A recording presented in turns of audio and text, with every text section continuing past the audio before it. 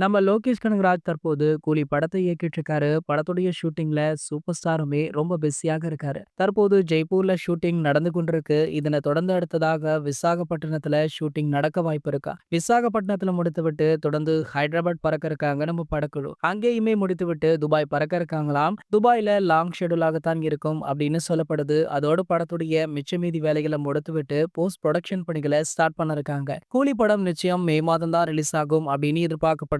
இந்த நிலையில பாத்தீங்கன்னா லோகேஷுடைய அடுத்த நகர்வு முக்கிய அப்டேட் ஒன்று வெளியாகி இருக்கு. அதாவது அடுத்ததாக லோகேஷ் கனகராஜ் அவர்கள் கைதி 2 படத்தை கையில எடுத்திருக்காரு.